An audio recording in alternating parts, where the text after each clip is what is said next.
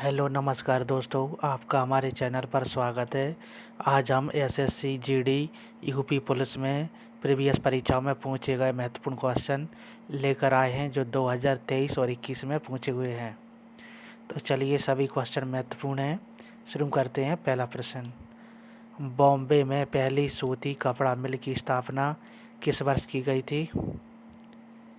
तो सही आंसर हो जाएगा 1854 में की गई थी बॉम्बे पहली सूती कपड़ा मिल की स्थापना। चलिए, प्रश्न नंबर दूसरा, निम्नलिखित में से किस राज्य में अबोर पहाड़ियाँ स्थित हैं?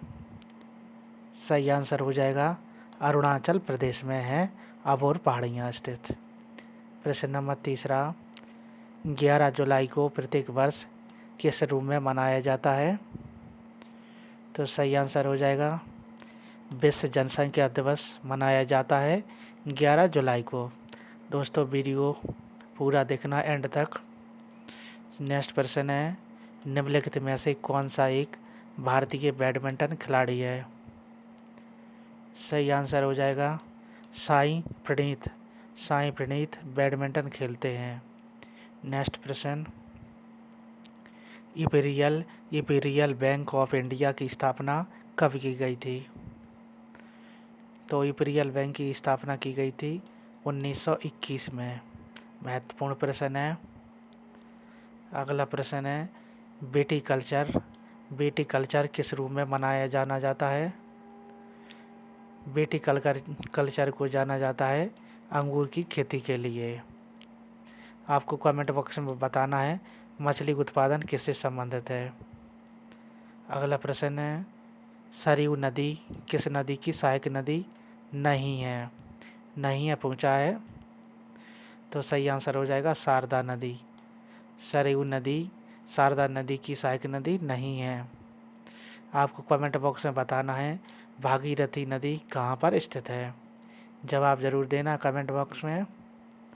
अगला प्रश्न है, ला लीगा किताब किससे संबंधित है? सही आंसर हो जाएगा फुटबॉल से संबंधित है ला लीगा। प्रश्न नंबर नेक्स्ट है, निम्नलिखित में से कौन सा जंतु अपनी त्वचा द्वारा श्वसन करता है? सही आंसर हो जाएगा मेंढक। मेंढक अपनी त्वचा द्वारा सांस लेता है। अगला प्रश्न, होजेनकल जलप्रपात किस राज्य में स्थित है? तो सही आंसर होगा तमिलनाडु में। अगला प्रश्न है, निम्नलिखित में से सर्वाधिक अभिक्रियाशील धातु कौन सी है? तो अभिक्रियाशील धातु होती है पोटेशियम को कहा जाता है अभिक्रियाशील धातु। नेक्स्ट प्रश्न, निम्नलिखित में से कौन सी अधातु बहुपरमाणिक है? तो सल्फर को कहते हैं अधातु बहुपरमाणिक। अगला प्रश्न, थार के रेगिस्तान की सबसे लंबी नदी कौन सी है? तो सही आंसर हो जाएगा लोनी। थार के रेगिस्तान की सबसे लंबी नदी लोनी नदी है। अगला प्रश्न, हीमोग्लोबिन की कमी के कारण कौन सा रोग होता है? सही आंसर हो जाएगा एनीमिया रोग। हीमोग्लोबिन की कमी से एनीमिया रोग होता है।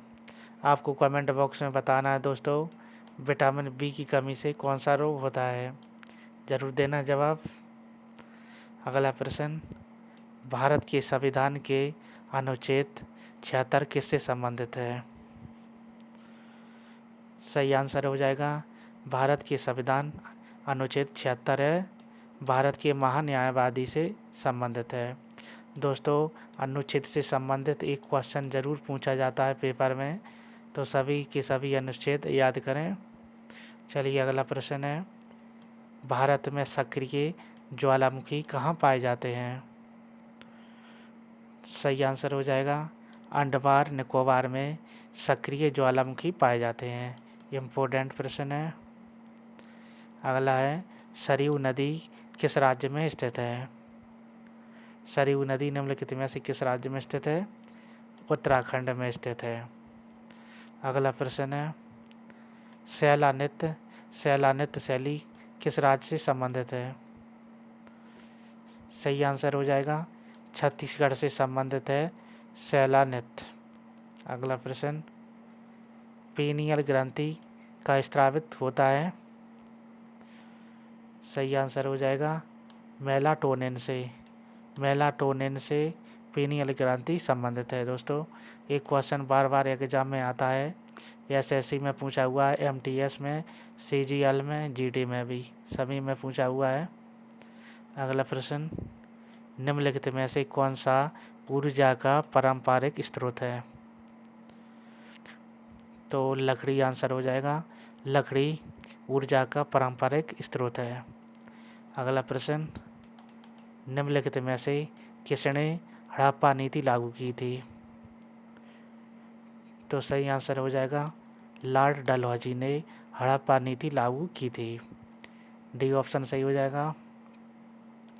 अगला प्रश्न है, देवप्रयाग में भागीरथी मिलती है।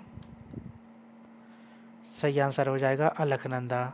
देवप्रयाग में भागीरथी अलकनंदा से मिलती है। इम्पोर्टेंट प्रश्न है, स्टार लगा लीजिए, आने वाले एग्ज़ाम में ज़रूर रिपीट हो सकता है। दोस्तों, प्रीवियस परीक्षा में से 50% क्वेश्चन रिपीट होते हैं, तो सभी के सभी प्रीवियस परीक्षा के क्वेश्चन महत्वपूर्ण हैं। अगला प्रश्न, निम्नलिखित में से कौन चंद्रगुप्त प्रथम का उत्तराधिकारी था? तो सही आंसर हो जाएगा समुद्रगुप्त। समुद्रगुप्त चंद्रगुप्त प्रथम का उत्तराधिकारी था। अगला प्रश्न,